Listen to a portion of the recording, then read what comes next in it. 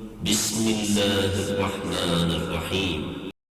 The matter I want to speak about, to get straight to the point, is a very important issue, especially in times of fitna, in times of confusion, in times of darkness, in times of storms where people are being thrown left and right and confusion has taken place.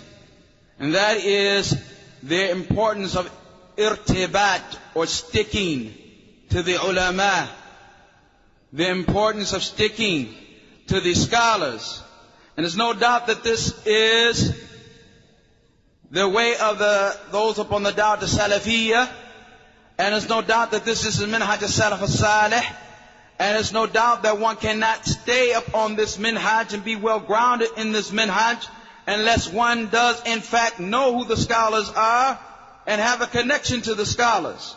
So in this way, if we are looking for sa'ada or happiness in salafiyya, we first must preserve our salafiyya and make sure that we maintain our salafiyya and that we're upon our salafiyya. And this is done by sticking closely to the scholars. And if this is done, and this is understood, then of course the need to stick to the scholars in times of ease is one thing, and the need to stick to them in times of hardship is even more and more and more important. Allah Ta'ala said, are they equal, those who know and those who do not know? And they are not equal. And Allah said, these are parables, تِلْكَ الْأَمْثَالِ نَضْرِبُهَا لِلنَّاسِ, that we show to the people, but no one understands them إِلَّا الْعَالِمُونَ, except those who have knowledge. And Allah says He raises the people up in degrees, those who believe, وَالَّذِينَ أُوتُوا الْعِلْمِ, and those who have been given knowledge. He raises them up darajat, upon levels. And the Prophet ﷺ has stated that whoever Allah wants good for, يُفَقِّهُ فِي الدِّينِ, He grants him fiqh, He grants him understanding of deen. And the opposite of that matter is true, that he who Allah does not want good for, then He does not grant him understanding of deen. And the Prophet ﷺ has stated that he who takes a path in which he is seeking knowledge, Allah will make the path for Jannah easy for him. And the angels lay down their wings out of respect or mercy for him, and out of being pleased with what the student of knowledge is doing. And everything in existence in the heavens and the earth make dua for him and seek the forgiveness of Allah for him, even to the degree of the fish in the ocean. And the virtue of a scholar over a worshipper is like the virtue of the moon at the time of Badr over the rest of the planets. And verily the scholars are the inheritors of the prophets. They do not inherit dinar and wala dirhaman, not gold pieces or silver pieces, but what they inherit is knowledge. So this is something that must be understood. And Imam Ahl Sunnah, Imam Ahmad bin Hanbal rahimahullah said, as you all probably have read in his introduction to Ar-Radd ala Jahmiyyah, the response against the Jahmiyyah, he said that there is a biqaya, a small amount or existing amount of Ahlul Ilm, calling those who have dhalla, who have went astray, ila al-huda, to the guidance. And they are patient with the harm that comes to them upon guiding the people. They revive and bring back to life with the book of Allah the dead. يُحْيُونَ بِكِتَابِ اللَّهِ الْمَوْتَى, they bring back to life with the book of Allah the dead. وَيُبَصِّرُونَ بِنُورِ اللَّهِ أَهْلِ الْعَمَى, and they give sight back to the blind with the light of Allah tabaraka wa ta'ala. فَكَمْ مِنْ قَتِيلٍ لِإِبْلِيسَ قَدْ أَحْيَاهُ, how many people have been killed, taken out by Iblis? And Ahl al-Ilm, Ahl al-Sunnah, Ahl al-Athar, Ashab Hadith, they have brought them back to life and resurrected them. وَكَمْ مِنْ ضَالٍ طَاعٍ, and how many people have been astray? They have guided. How great is their effect upon the people, and how evil the people's effect is upon them. They remove from the book of Allah the distortion of the extremists. the false claims of the false claimers and the misinterpretations of the ignorant. Ahl al-Hadith, Ahl al-Ilm. It is enough for them that they have protected the deen of Allah tabarak wa ta'ala. They have been guards regarding the deen of Allah tabarak wa ta'ala. They protect it from being polluted. They protect it from being infiltrated and dirtied and made filthy. They make sure that that which has come is sound and clear as it was sent down from the heavens upon the heart of Muhammad sallallahu alayhi wa sallam. Imam Ahmad rahimahullah says, An-nasu, the people, muhtajuna ila al-ilm, are in need of knowledge. Hajatun masa, a severe need. More than they need for ta'am, for food, more than they need. ها؟ ايش هذا؟ لا لا ليس لي. هذا صاحبنا. أنا ما أعرف. More than they need for fear, more than for food, more than they need for drink, because food and drink you only need once in a day or twice. But the knowledge you will need as long as you are breathing. The knowledge you are in need of it as long as you are breathing. And Imam Hassan al-Basri rahimahullah said, Inna hadhihi fitna. Very these matters of fitna, these days of fitna, trial and tribulations, when they are approaching, before the fitna actually takes place, it is known by the scholar. But once it happens, once everyone has become confused, once that which was clear becomes unclear, once heads start to fly and blood is shed, then everybody knows it. Everybody knows it, even the jahil. They say, oh, that was a fitna. But the alim, the scholar, knew it, and he seen the beginnings of it, and he warned against it before it happened.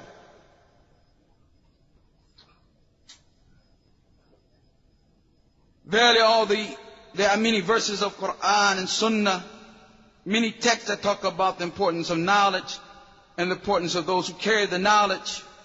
And inshaAllah ta'ala, this is something that we need to understand and reflect upon. And there are many books in particular talk about them. I'm sure the brothers know about Jami' al-Bayan al-Ilm wa Fadlih li Ibn Abdul Barr. Jami' Bayan al-Ilm wa Fadlih li Ibn Abdul Barr. And this is a great work talking about knowledge and the scholars. If you're not familiar with it, become familiar with it, inshallah ta'ala. So this is something that we need to know about. The scholars, hafidhahumullah, may Allah preserve those who live amongst us, and may Allah have mercy upon those who have passed away.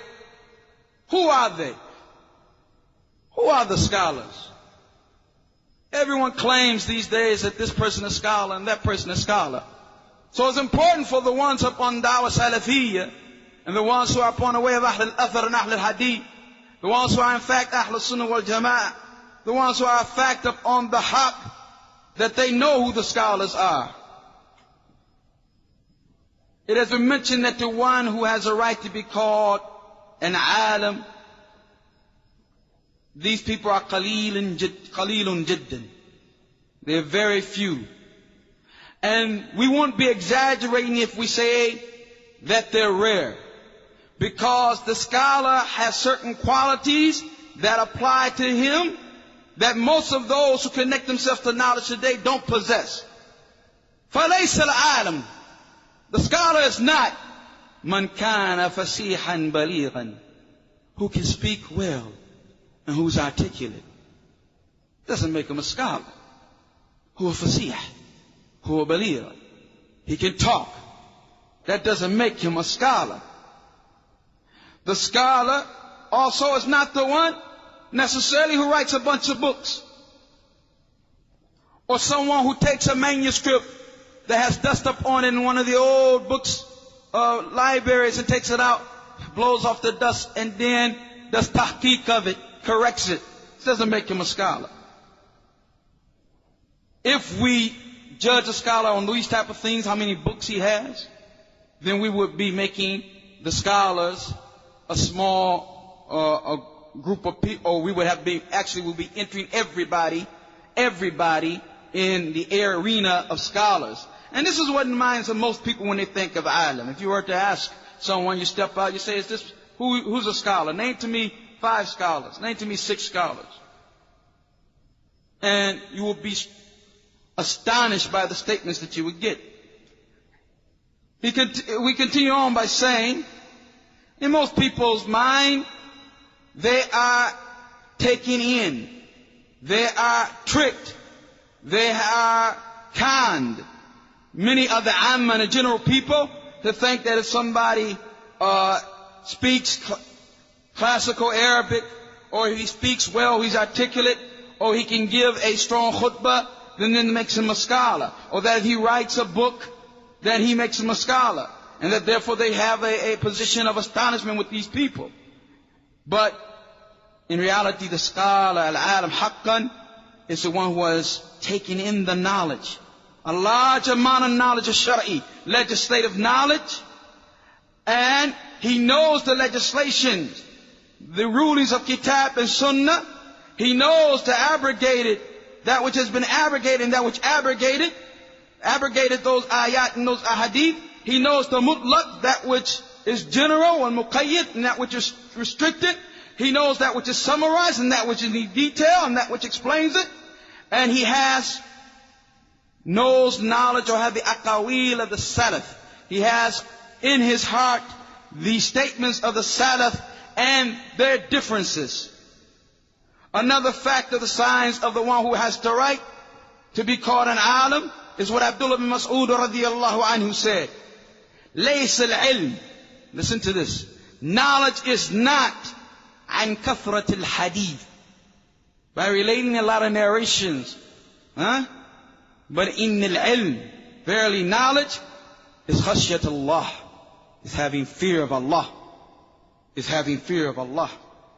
And Yahya ibn Akhtam said, it's obligatory upon every scholar to know that which is abrogated from Quran and that which abrogated it. Right? That which is mansukh, I should say, nasikh l-Quran wa mansukhahu.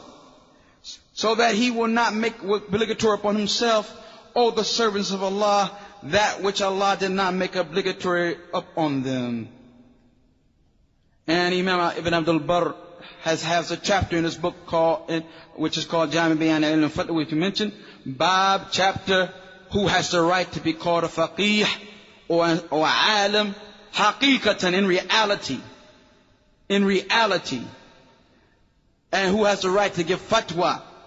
Then he mentions some narrations. Amongst them is the narration of Abdullah bin Mas'ud radiyallahu anhu. Pay attention to this narration. It is enough of the fear of Allah, or the fear of Allah is enough of knowledge. In other words, it's enough to be knowledgeable of Allah that you fear Him. And kafa bi khashyatillah ilman. Enough that you fear Allah, that you have that the fear of Allah, that this ilm that you have led you to fear Allah. This shows that you in fact have knowledge. And enough that you are deluded in a sense of thinking that you have some position with Allah, or feeling safe from the plotting of Allah, to be jahl, to be ignorant. So enough of the knowledge regarding Allah that you fear Him. Enough or proof that you're in delusion and in a state of ignorance that you feel that you have some status with Allah, tabarak wa ta'ala, some position with Allah, tabarak wa ta'ala, or that He will not punish you for your sins. Al-iqtirar. Al-iqtirar. That's enough ignorance. And Allah Ta'ala said, verily those who truly fear Allah are the ulama, the scholars. And Ibn Jurayj said on authority of Atha, he who knows Allah, he is the scholar. And Ibn Qayyim rahimahullah says, this matter of restricting the knowledge of Allah, or this ayah is restricting true knowledge of Allah to those who possess ilm. This ayah which we have taken in Surah Al-Fatiha, verse 28, it is restricting the true knowledge of Allah and fear of Allah to the scholars. They are the ones who truly fear Allah. And they are the ones who truly know Allah, the ulama. And Qatada said, he who doesn't know the differences, the differences in opinion among the Sahaba and the Tabi'een and the Tabi'een, he hasn't breathed in, he hasn't inhaled the fragrance of fiqh. He hasn't inhaled fiqh, the fragrance of fiqh. Because he doesn't know what? The differences among Sahaba in this regard. وقال سعيد بن أبي عروبة, he who does not know the ikhtilaf, the differences in the furu', the minor points of deen or branches of deen that the Sahaba might have had, he is not to consider alim. He's not to be considered a scholar. You're starting against a picture now of who can be called a scholar. I mean, from the very first statement, many people that you thought, just because they could speak, just because they made your emotions flow or whatever, you ruled them out because it's not just somebody for seeing. And just because they have a number of books, you ruled that out. And you're getting down to the point that it's not just a matter of talking. It's not just a matter of relaying information. But it's the fear of Allah tabaraka wa ta'ala. And it's knowing and having knowledge of the Quran and what was revealed. Knowledge of the Sunnah. Knowledge of the statements of the companions. Imam Malik said, or was asked of him, Liman yajuz al-fatwa? Who is the permissible to give fatwa? He said, La yajuz al-fatwa. It's not permissible to make fatwa, to give juristic rulings, except the one who knows the differences of the scholars. And someone said, the difference of the people's opinion? He said, no, the differences amongst the companions of Muhammad sallallahu alayhi wa sallam. An-nasikh wal-mansukh. That which was in place, and then another verse or hadith came and abrogated it from the Quran or the hadith of the Prophet sallallahu alayhi wa sallam. The one who knows that, kada yufti. He can give fatwa. He can give fatwa. قال ابن عيينة رحمه الله العالم, the scholar, الذي يؤتي كل حديث, the one who gives for every hadith, حقه, is right. And Abdullah ibn Mubarak, that great imam, was asked, when is it permissible for a man to give fatwa? He said, إذا كان عالما بالأثر, if he has knowledge of the narrations, بصير بالرأي, and upon clarity in his opinions, regarding the issue of opinions. So therefore the true alim is the one who is able to connect himself to these matters, and he's never satisfied with ilm. He never has enough of knowledge, even if he doesn't speak that many words, and even if he doesn't have that many books. Even if he doesn't speak that many words, and even if he doesn't have that many books. قال ابن رجب رحمه الله وقد تلينا. Now Ibn Rajab رحمه الله has this great monumental work called فضل العلم السلف على خلف, the virtue of the knowledge of the Salaf over the knowledge of those who came after them. And I hope that someone would translate it, inshallah. Perhaps our brother Abu Maryam, who seems to have a zeal for translation these days, would do so. Nevertheless, he has in one of the statements, we have been tested with ignorant people who believe that just because someone can speak well or in detail, min al-mutaakhirin, from those who came later, that he's more knowledgeable than those who preceded. Some of them think that a person is more knowledgeable than anybody that preceded him, even the Sahaba, because he talks a lot and he speaks a lot, right? And therefore he has more knowledge than those fuqaha al-mashhureen, those fuqaha who are well known, who the people follow. What this means, he said, هذا يلزم, what this means is that those before him of the fuqaha, who has followers, who he believes he's knowledgeable, more knowledgeable than them, or they believe he's more knowledgeable because he speaks more, that therefore this means that he in fact was more knowledgeable than those who taught them. Because there's no doubt that they talked more than their teachers. And they talked more than their teachers. And it goes back like that. And he said, so therefore, then you would say that Thawri and Awza'i and Layth and Mubarak and that level, that he from the Tabi'een and the Sahaba, that they're more knowledgeable. Those who came after them are no more knowledgeable than them. Why? Because aqalla kalaman, they speak less than them. And then that those who were before them came, from the Sahaba, Ibn Mas'ud, and those like that, that they were more knowledgeable than them.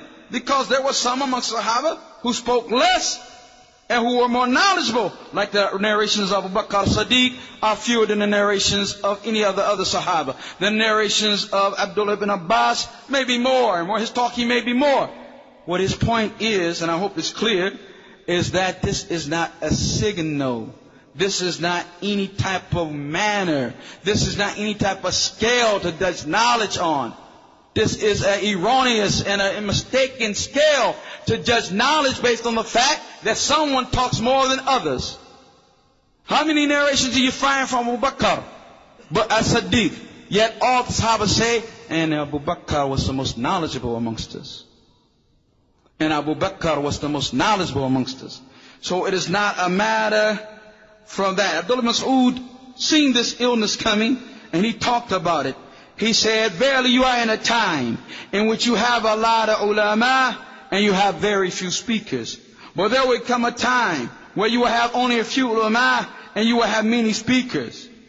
So those who their knowledge is a lot and his speech is little, then they are praiseworthy. And those who are opposite are blameworthy.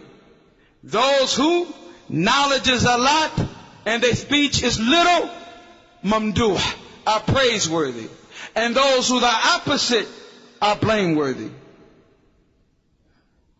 Think about this, brothers, and think about the last statement. He who has a lot of knowledge and his speech is little, then he who are al-mamduh, he's praiseworthy. And he who is in the opposite of this, he's madmum, blameworthy. This is the scale. This is the scale. But this scale is almost non-existent in the ranks of those who call themselves Salafis. Non-existence. I mean, let's not talk about those other than Salafis. But amongst the Salafis, this mizan, this scale, where is it at? Where is it at?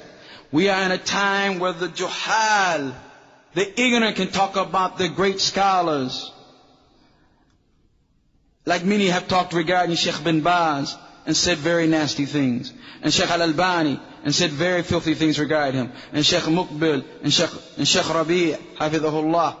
And that's all of this because they did not have the scale that we're talking about in the words of Ibn Rajab and the words of Ibn Mas'ud. They did not have the scale. They did not know how to judge the issue.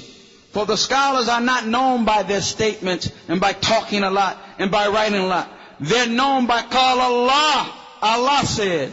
Qala Rasulu. The messenger said. Qala Sahaba. The companions said. This is what they're known. They're not known by kathrat kalam, a lot of talk, wal jidal, and arguing and debating in the matters of deen. But everything they do is restricted to kitab and sunnah. Everything they do is restricted to following Muhammad ibn Abdullah sallallahu alayhi wa sallam. And Muhammad ibn Abdullah sallallahu alayhi wa sallam was given jawami al-kalim, the ability to say a few concise words that carry a long range and extensive meaning. And the scholars are like that. The words of the Salaf are few and carry much barakah and much meaning. The words of the Khalaf and those who came after them are very much and carry nothing of real knowledge and no real blessing. So, since that the scholars are in fact inheritors of the Prophet sallallahu alaihi wasallam, those who inherit from the prophets, the person who inherits from a person is the one most closest to the person. The one most closest to the person It's the one who inherits from that person. And the scholars are the inheritors of the prophets. So they have this quality, the same quality of speaking concise and speaking summarized, few statements, but much meaning, much benefit, and much wisdom to it. The Prophet ﷺ said in Hadith Abu Hurairah, which is in Sahihain, verily I have been given the keys of speech. And in one word, in one narration he said, I have been preferred over the other prophets in 6 matters. Amongst them, I have been given Jawami al-Kalim. Jawami' mean qalil al-lafz, few words, kathir al-ma'ani, much meaning. Many meanings, and much meaning. Full of meaning, full of benefit. The people benefit from the time the Prophet ﷺ was sent to Allah Ta'ala inherits the earth and all that is upon it. Ibn Rajab rahimahullah says, Ibn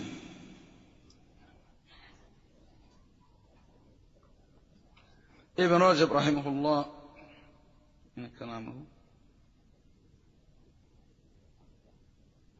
says that we have this fitna. Listen to this point.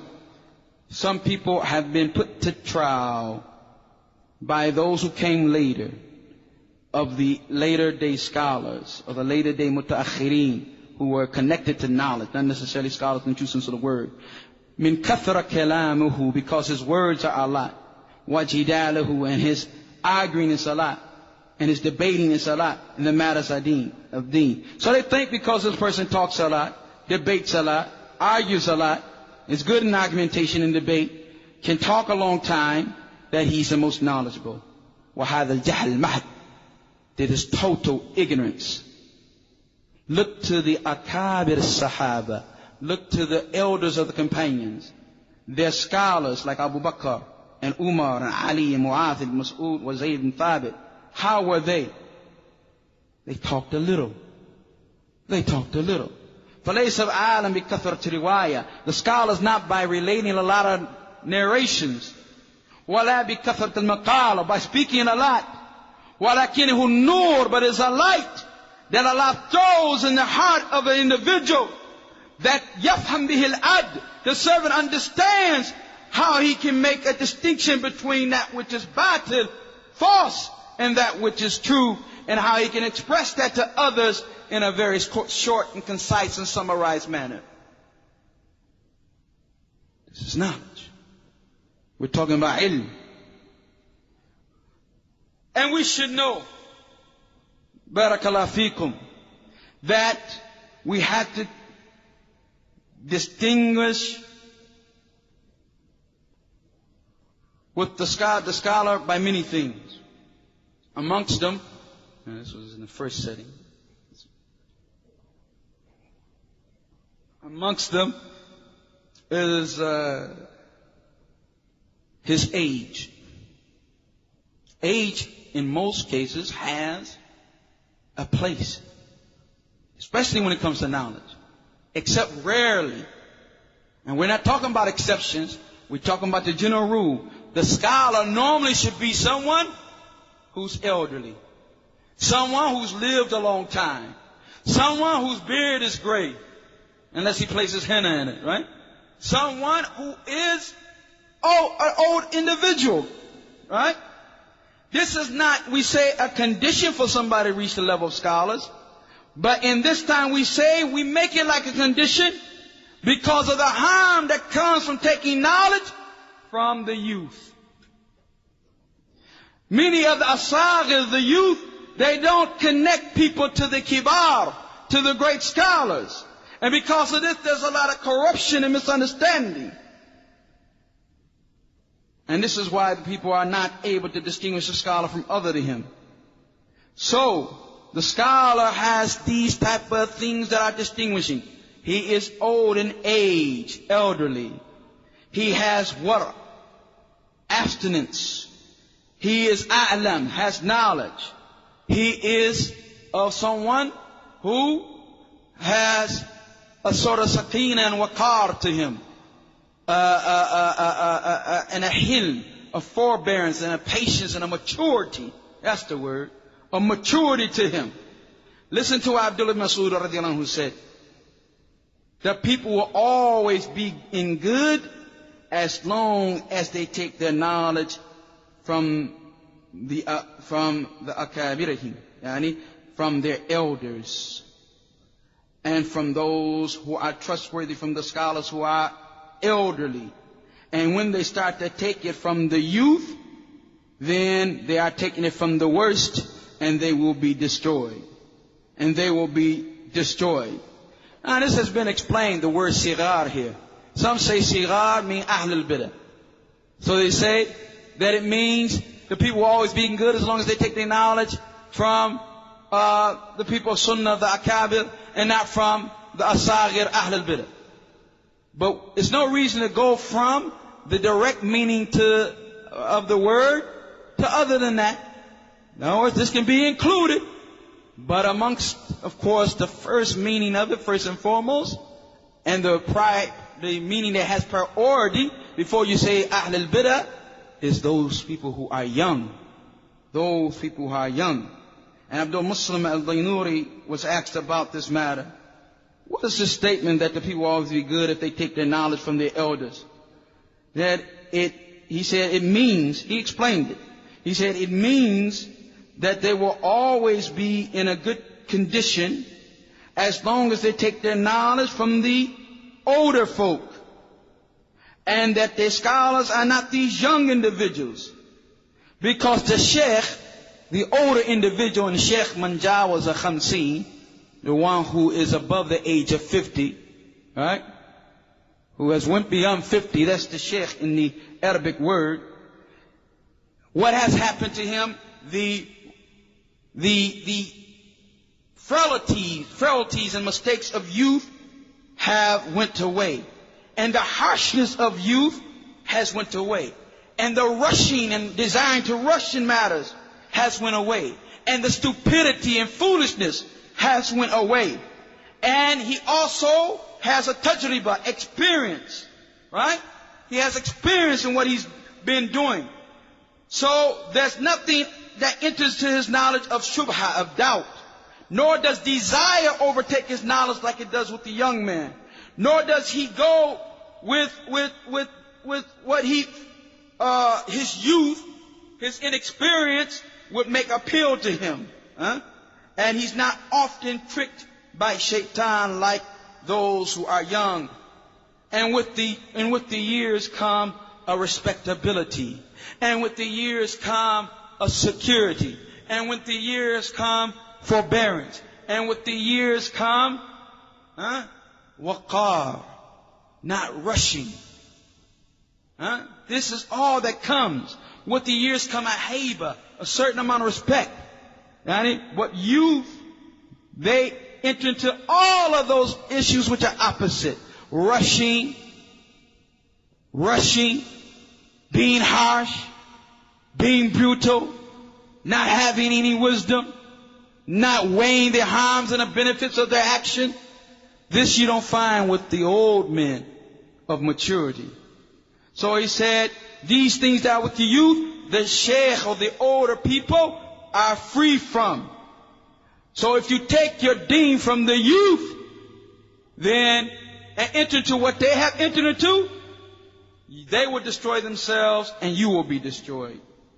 And this is related in Sharf Ashab al-Hadith. So that his explanation of that narration. وَقَدْ جَاءَ عَنْ Ibn Mubarak, has become about Ibn Mubarak, that the statement asagir means the people of bid'ah. But like it says, in reality, the word asagir is a laf'am. It's a general term.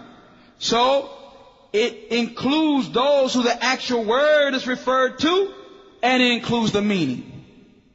In other words, it has two meanings. The meaning that you get originally when you hear something is saghir or asagir or huwa asghar minhu. Yani he's younger than him. You get that from the lafz, the wording immediately. And then if you understand from the ma'na that the asagir ahl al-bidah, then that's included also. So both those meanings are there. So it's upon the student of knowledge to go to the ulama al-kibar, those who have a firm foothold, those who are well grounded in knowledge, especially as long as they exist. But the fact of having these older scholars and we don't go to them, this is total foolishness. We should go to those scholars that have been witnessed that they're upon khair and that they're on the straight minhaj. And if the kibar, the older ones, witness for someone that he has knowledge and you take from him, then there's no problem in that also. Ibn Masareen says this ilm, this knowledge is a matter of deen. So look to who you take your deen from. This knowledge is a matter of deen. So look to from who you take your deen from. إن هذا علم دينا فانظروا عمن تأخذون دينكم. Malik ibn Anas said, listen to the statement of Imam Malik. لَكَ أَدْرَكْتُ بِهَذَا الْبَلَدِ, I have met in this balad, yani Medina, many people who have virtues and who have salah, and he said mashayikh, and worship, and who are worshippers, and who relay things, but I have not taken one hadith from any of them. He says, why is that, O Abu Abdullah, which was a kunya bin Malik? He says, because they did not know what they were in fact relating. They did not really have, they were not well grounded in knowledge. They were not well grounded in knowledge. Ibn Jama'ah says it's upon the student of knowledge to look and to make his salat al-istikhara as to who he should take his knowledge from. And take his knowledge from the one who has good akhlaq, good morals and manners, and good adab. Because this will make this person a more ahliyan, someone who is the one you should take from. And this is something that should be known regarding this issue. So we have it that also usually the scholar is someone who's old in age. Old in age. And taking what we have taken before, I hope the picture is starting to get clearer and clearer as to who are the scholars. Who are the scholars? And the statement of Ibn Jama'ah is nice.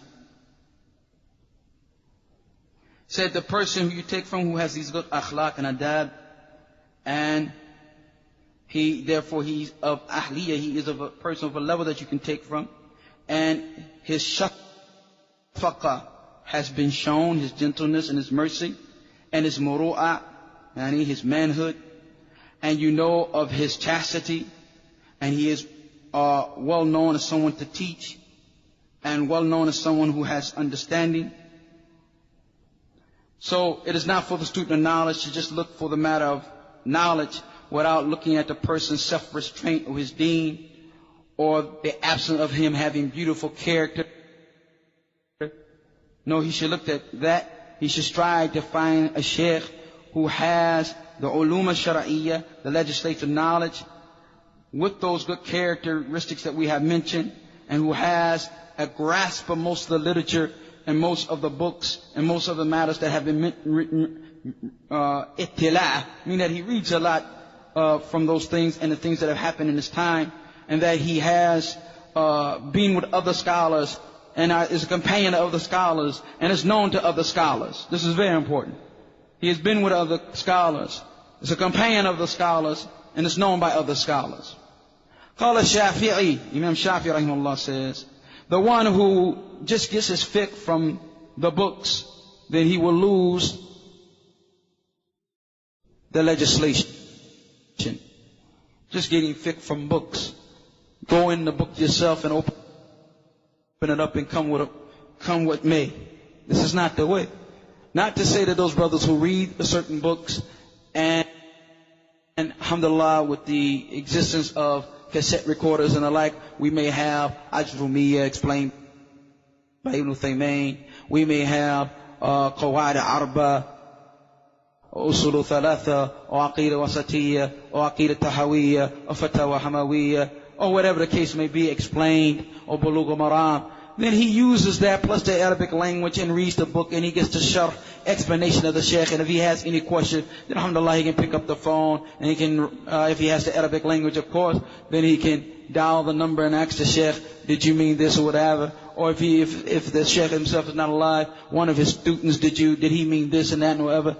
This is not what he's talking about. He's talking about the guy who picks up the books and tries to go his own. How many times he's left upon his own, upon foolishness and upon bid'ah, and upon that which is foolish. How many times that's the case? Qultu. And he's before I get to that statement of Shafi, we have a comment on the statement of Shafi, but nevertheless, the one who takes from this is a good way of putting it, the one who takes from the books, awraq, and he's saying not to take from them by themselves, but he should have suhbat al-mashayikh. He should be a companion of the mashayikh, and he should have some understanding. This shows the importance of taking knowledge from the scholars of our time. And how are we going to do this if we don't know who the scholars of our time are? Taking knowledge from the scholars of our time. How many of us have taped by these scholars of our time in their houses? How many? Most of us taped by preachers who are Muslims, or du'at, or people who can talk well, or so on and so forth. But how many of us have tapes or cassette tapes of the scholars of our time? This is how the Salaf Salih worked. They used to travel distances, long distances, to get knowledge from a particular scholar on a particular continent or a particular area. Look at Abu Ayyub al-Ansari traveling to Uqba ibn Amir in Egypt just to take one hadith that he heard from him, which is hadith of covering your brother's faults. He traveled a month's journey to hear that. Sa'id ibn Musayyib said,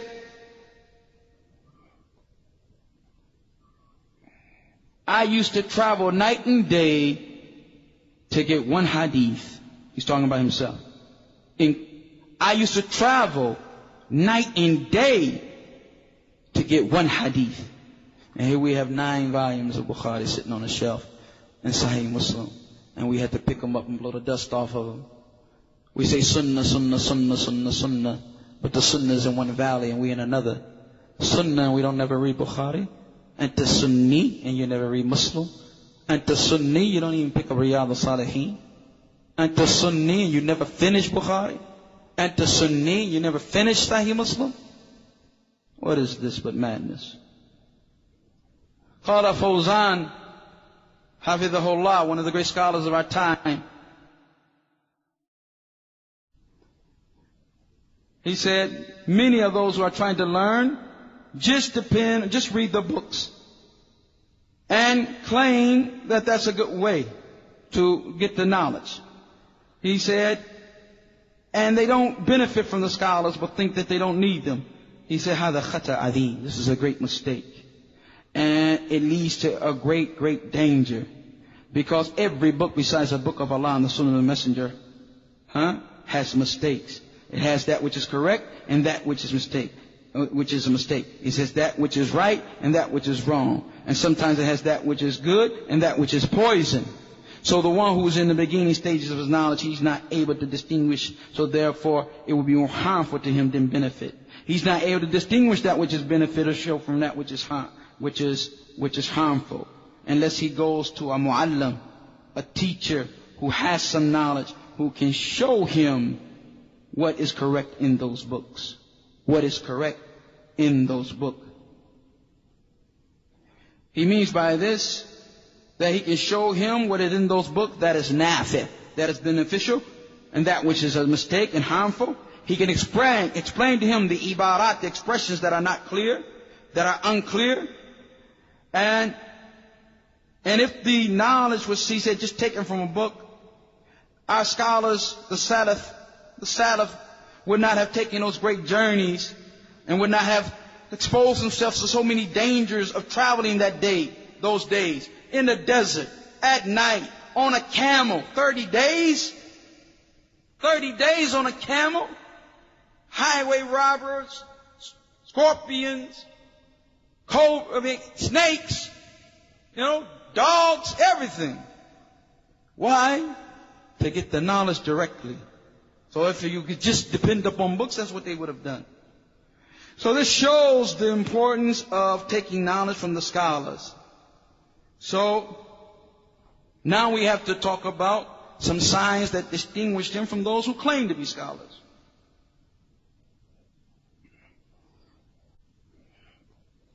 I mean, even though you have some things that we distinguish, this will help more, inshallah ta'ala, bi'idhnillah. Min alamat ahl al-ilm al-nafi'. From the signs of the people with beneficial knowledge, who are in fact the people of knowledge, is that they don't see for themselves any station, any position. And yakrahum, they hate. Kiraha here means hate. Yakrahum bi qulubihim at-tazkiyah. They hate that people purify them or praise them. At-tazkiyah wal-madh. Wala, and they do not have arrogance or pride over anyone. Listen to the qualities again. From their sign is that they don't see for themselves any special hal and circumstance, any maqam, any position. And yakrahun, and they hate with their hearts to be considered righteous, or for me to make tazkiyah for them, or to make madh of them, praise them. And they don't see themselves as being better or above anyone. قال الحسن رحمه الله إنما الفقيه, they're the one who has fiqh, الزاهد, the abstinent one regarding the dunya. He desires the akhirah, the hereafter.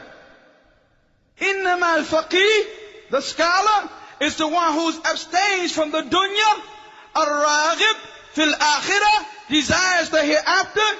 Al-basir bidinihi, who has clarity in his deen. Al-wadhib ala ibadat rabbih, the one who is consistent in worshiping his Lord. And in one narration he says, Alladhi la yahsad min fawqihi, he doesn't have hasad for the one who's above him. وَلَا يَسْخَرْ مِن مَّن دُونَهُ, and he doesn't make fun of those below him. وَلَا يَأْخَذْ عَلَى عِلْمِ اللَّهِ أَجْرًا, and he doesn't want any reward for the knowledge that he has been given from Allah. Look, rahimakallah, rahimakumullah, look, may Allah have mercy upon you, to the statement, وَيَقْرَحُونَ بِقُلُوبِهِمْ, they hate with their hearts that anyone mentions them in a nice way, makes tazkiyah of them, or make madh, praise of them. This is a distinguishing matter, brothers. This is a alama, a sign that is known for the people who have knowledge. One of them, if they hear that he's being praised, and from the people, runs away from them. Whereas those individuals who now claim knowledge love to be praised, love to have the sadara, be out front. As Sheikh Nasir used to say, hubb al-dhuhur, loving to be out front, breaks the dhuhur, will break the backs. Loving to appear, loving to be praised. So this is a distinguishing character of the people of knowledge. Ibn Rajab says, from the signs of the people of knowledge, that knowledge leads the person who really has it to yahrab min ad-dunya. He runs from the dunya. Yahrab min riyasa. He runs from trying to be a leader. Wa shuhra, trying to be famous. Wal madh, trying to be praised. He runs away from all of that. And he strives his utmost to avoid it. This is a sign of ilm al-nafi', the beneficial knowledge.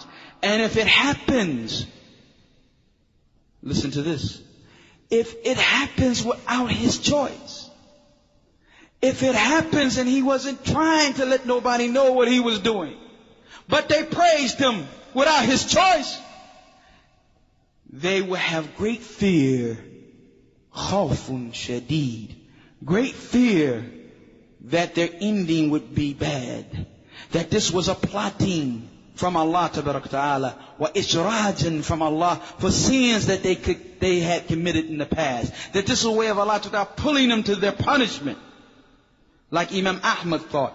When Imam Ahmad, who had been beaten for saying that the Quran was the words of Allah Ta'ala, Imam Ahmad, who had been tortured. Man, one man said, I hit Imam Ahmad with such a whooping and beating that if I had to beat an elephant would have fallen out. Broke his arms and everything. Stayed patient, sabiran upon this aqidah. And Imam in that time, till they say now that Islam was saved twice. Abu Bakr Sadiq fi ayyam ridda.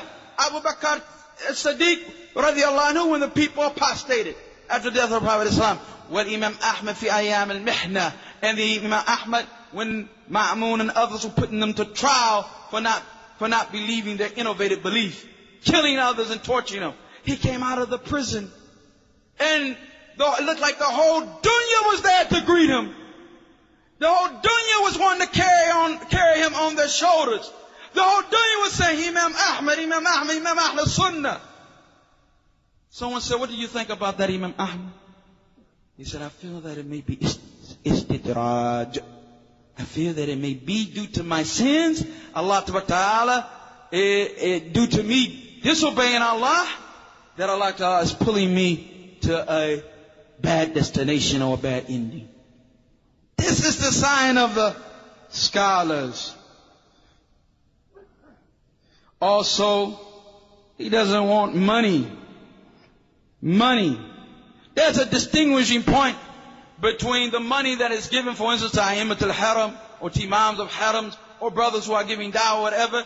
You give them money to free them up to be able to give that da'wah. That's called a ratiba, it's okay. But to make your da'wah just for money, and your mawaqif just stands based upon money, this is not the way of the Salaf. And this is why the Prophet ﷺ said, or not why, but we can say, this is in turn dealing with the hadith of the Prophet ﷺ of Ka'b bin Iyad radiallahu anhu, which says, for every ummah there is a fitna, and the fitna of my ummah is money. For every ummah there is a fitna. Shaykh Muqbil rahimahullah used to mention this hadith often. When many left him, many of his students who were upon istiqamah left him for the various jama'iyat and societies that offered them money and opened the doors for them to all types of lives of luxury. He would say, the Prophet ﷺ said, verily for every ummah there is a fitna, and the fitna of my ummah is the money. Naam, wealth is a fitna.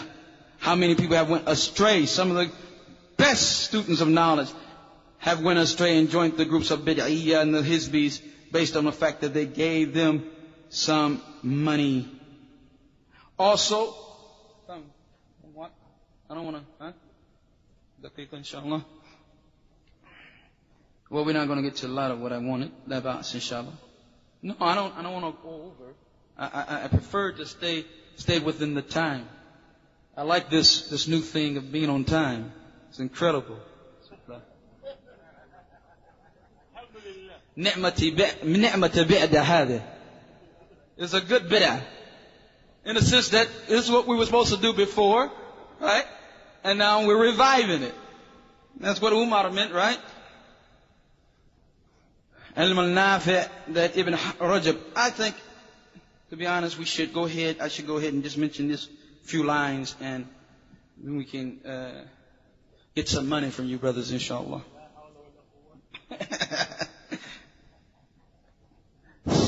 We'll talk about that, inshallah.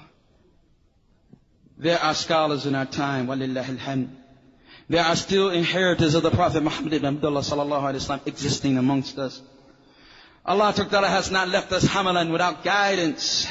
He has not left us without those who have a chain going all the way back to Mustafa sallallahu alayhi wa sallam. But it's upon us to take them, respect them, love them, and benefit them from them, like the likes of Shaykh Abdullah ibn Baz, wa Shaykh Ibn Uthaymeen, wa Shaykh Al-Albani, wa Shaykh Muhammad Aman Al-Jami, wa Shaykh Ammar Ansari, wa Shaykh Abdul Razak Afifi, wa Shaykh Muqbil Al-Hadi Al-Wadi'i, and others of them who have passed away. All of those are dead, rahimahullah. Wa Shaykh Tuwaijiri, rahimahullah. All of those are dead. These are those who everyone is sure about their knowledge. The Muslims trust them, and they take their knowledge from them, and they benefit from them. And then those who are alive amongst us. Shaykh Allama Ahmed ibn Yahya al-Najmi, even though I didn't hear it, Dawood said something about him being sick. Huh? You mentioned his sickness? That's what I understood. Jayyid. Hafidhahullah. Wa Shaykh al-Fawzan, wa Shaykh Zayd al-Madkhali, wa Shaykh Abdul Aziz al-Shaykh, wa Shaykh Abdul Muhsin al-Abbar, wa Shaykh Ghadiyan, wa Shaykh Salih al-Wahaydan, wa Shaykh Rabi bin Hadi al-Madkhali, wa Shaykh Salih al-Suhaimi, wa Shaykh Ubayd al-Jabari, and many, many others who are upon their way. These are the A'imma A'lam, the well-known scholars that we take our deen from, and that we believe that those who oppose them or talk bad about them, then it's a sign of his deviancy. This is a sign of his deviancy. And they are from Ahl al-Ilm who Allah said, فَاسْأَلُوا أَهْلَ الذِّكْرِ, ask the people of dhikr, إِن كُنْتُمْ لَا تَعْلَمُونَ. And they used to examine people and people's mawqif and position regarding those who were the carriers of the sunnah. They weren't hizbis because, or into shakhsiyah, because that is like what Ibn Taymiyyah said, Man nasaba shakhsan, he who places a man because of what he calls to from himself and loves and hates based upon that man. That's something different. They're not calling to themselves. We love them because they're of what they carry of the sunnah. If Rabi' did not carry the sunnah, we wouldn't have a love for him. If Rabi' did not carry the sunnah, we did not say that those who talk about him are from the people of desires and ahwa. Why? Because they're not attacking him personally, they're attacking what he carries. Like the one who talks about Bukhari. He never met Bukhari on a personal level, but he talks about Bukhari. He is talking about Bukhari because what Bukhari carries. Same thing with the Sahaba.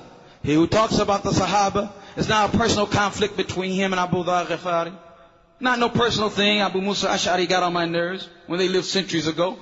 No, it's because what they carried, what they conveyed, Quran and Sunnah. Shaykh Fawzan says, فَالْعُلَمَاء, the scholars, يَقُومُونَ مَقَامَ الْأَنْبِيَاءِ, take the position of the prophets in the sense of relaying to us our deen. بِتَعْلِيمِ الْعِلْمِ, by teaching us the knowledge. وَتَبْلِغُهُ لِلنَّاسِ, propagating it to people.